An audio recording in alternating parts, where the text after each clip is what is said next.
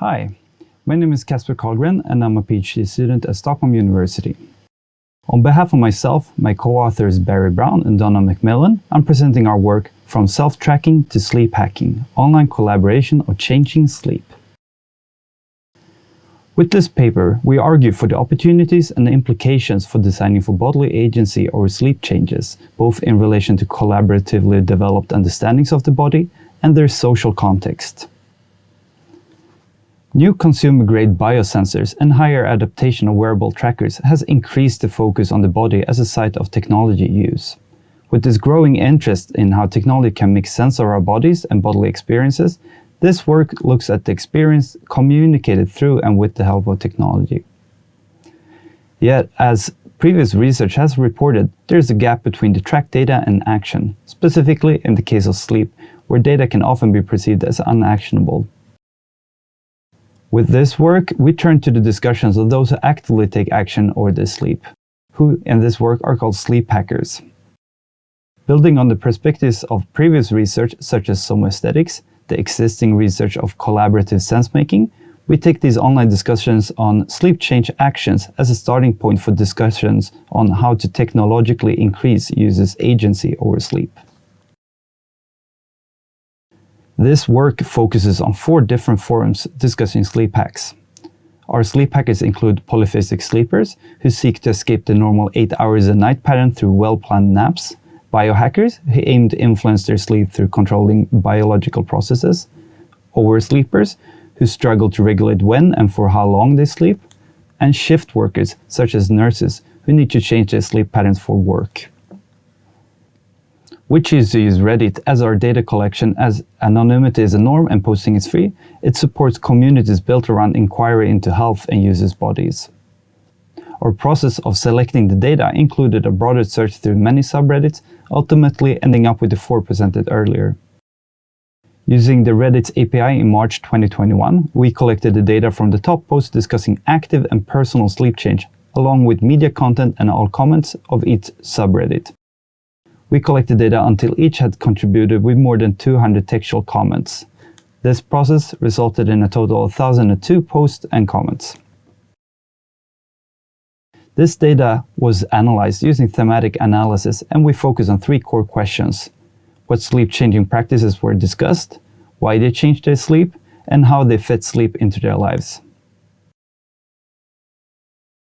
In our work, we present the findings in 3 themes. First, through the discussion of these online forums, we document how sleep as a bodily process was collaboratively understood as something that can be manipulated both through planned actions and in part to the will of the sleeper. Secondly, we document how users share their goals in changing their sleep and what good sleep meant for the user. Thirdly, we discuss the challenges of fitting sleep into life. In this presentation, we focus on the last one. I encourage the audience to read the full paper for more details.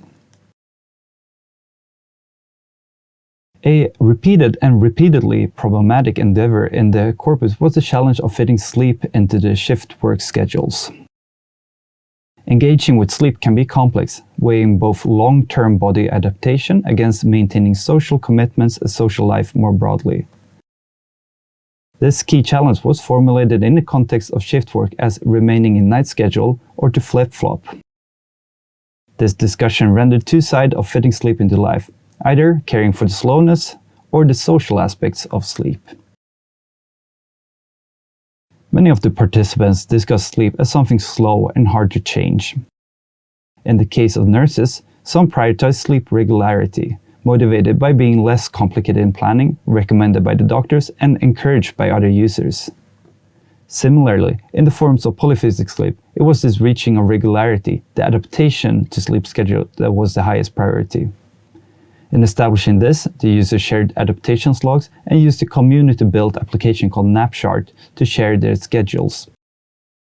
This Napchart also worked as a way of describing other commonly discussed schedules, such as the one shown in the picture. Sleep scheduling is not done in isolation from society. Work, family, social obligations, and personal goals all exert influence. In the case of nurses, many chose to flip-flop in order to be on a normative schedule during their days off. But this was very taxing to their mental and physical health and being logistically complex. It required the nurses to have plans on how to shift to night work, how to overcome the graveyard hours, and later how to reset their sleep clocks. Not to mention that sleep is entangled in social norms. For example, many reported that early wake-ups were perceived as more ambitious and late sleep patterns often seen as something lazy. And as for many in the Polyphasic forum, the goal was to break these norms, to explore new sleep practices for future generations. These discussions showed that our participants were able to support each other in hacking their sleep and build communal knowledge of how to understand and shape their bodies. This we see as a resource not only for the design of technology around the body more generally, but as a resource to advance the conversation on how to design for and with body processes. We structure our findings into 4 discussions around future opportunities for designing of bodily technologies. First, body reflection technology should be built on and support collaborative experimenting and sense-making. We also encourage framing the technology around social values of the user, and that should be aligned with the goals of everyday life, including shift workers. And as changes to one's body are inherently slow, we see that this can be supported by algorithmic prediction of alertness as a result of action, presenting possible future scenarios to users alongside with clear actionable steps that could take them to achieve it. And lastly, there is an opportunity in increasing the focus on hacking of felt experience in the development of body reflection systems. With this, I thank you for listening, and if you have any questions, please ask them after the presentation or email one of us in the emails below. Thank you.